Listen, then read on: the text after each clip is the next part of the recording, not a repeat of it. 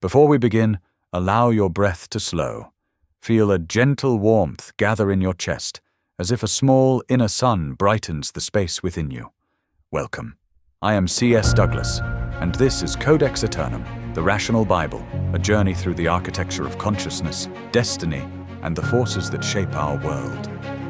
This program is proudly sponsored by Authorpedia, the world's only encyclopedia dedicated exclusively to authors.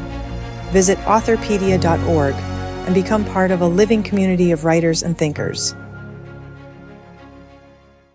In the last episode, we met the Dragon of 12 Shadows, a vast symbol rising from the abyss, bearing 12 crowned heads and 12 names: greed, usury, deception, war, corruption, vanity, pride, oppression, betrayal, violence, immorality, and treachery. Verses 1 to 3 revealed this dragon as a cloud over the nations, its breath darkening wisdom and enclosing justice in chains of falsehood. Today we walk through verses 4 to 19 and enter the city that grows beneath its wings. Greed raises rulers who place gold above humanity. Through currencies and debt, they bind entire peoples to burdens that stretch across generations. Wealth concentrates in high towers, while many live under a permanent weight of obligation. From greed emerges usury. Merchants of sorrow build fortunes from interest and compounding dues. They extend credit in times of hope and fear, and every signature feeds a larger machine. Lives revolve around payments, and the future becomes collateral in vast financial empires. Then deception speaks. Smooth voices shape illusions that appear as truth. Media, messages, and carefully crafted narratives guide the thoughts of millions. Reality becomes crowded with images and slogans, while deeper understanding receives less attention. War rises from another head. Makers of weapons and architects of conflict turn suffering into contracts and statistics. They praise valor, speak of security, and at the same time measure success in burned cities and fallen bodies. Corruption enters the halls of law. It dresses in suits and robes and signs decrees in the name of order. Laws bend toward private interest, judgment follows influence and gold, and institutions reflect the shape of those who control them. Vanity and pride then clothe the culture. Vanity exalts appearance, image, and display. Pride crowns the self, raises voices above wisdom and compassion, and trains leaders to seek admiration instead of service and humility. From another head, oppression sends lords of chains.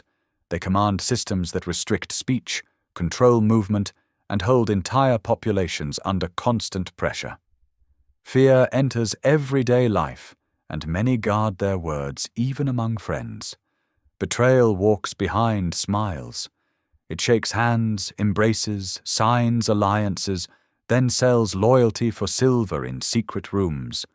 Families, communities, and nations experience sudden fractures as trust collapses under hidden agreements. Violence leaves scars on bodies and streets.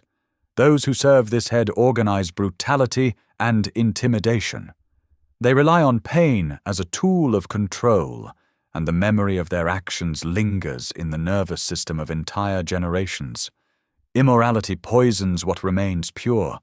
It mocks virtue, desecrates what stands as sacred, and fills culture with images and practices that erode the foundations of dignity. Honor appears outdated, and conscience receives less space in public life. Finally, treachery rises to the thrones and councils of the earth. It wears the language of righteousness while it designs plans for global manipulation. Borders fade, traditions weaken, languages thin and lose their depth. Peoples blend into a single indistinct mass, easier to direct from distant centers of power. The dragon extends an unseen mark over humankind. This mark appears in habits of thought, in desires shaped by screens and systems, in patterns of obedience that feel like freedom while they serve the heads of the dragon. Yet the chapter gifts a final vision. Within this great darkness, a whisper of hope continues to live. Small groups and solitary souls hold to conscience and inner truth. They protect memory, culture, and virtue. They honor justice, compassion, and the inner light. Every such heart limits the reach of the dragon. Every courageous choice opens a crack in its armor. Every sincere act of goodness plants a seed for the rising that awaits. As you listen, you already stand within this revelation. You carry the power to align with shadow or with the intelligent universe that breathes within you. Guard your awareness. Honor your conscience. Allow your inner divinity to guide thought, word, and action. For when you rise in clarity and love, the world receives that rising as a blessing, and the dominion of darkness approaches its destined end. In our next episode, we step into temples of a god of shadows, where false prophets carve idols from fear, greed, poisoned devotion. We witness how words twist into weapons, how children bow before wealth and forget ancestral wisdom. Yet a spark of truth endures beneath this worship of the malefic deity, waiting to reveal the emptiness of the throne.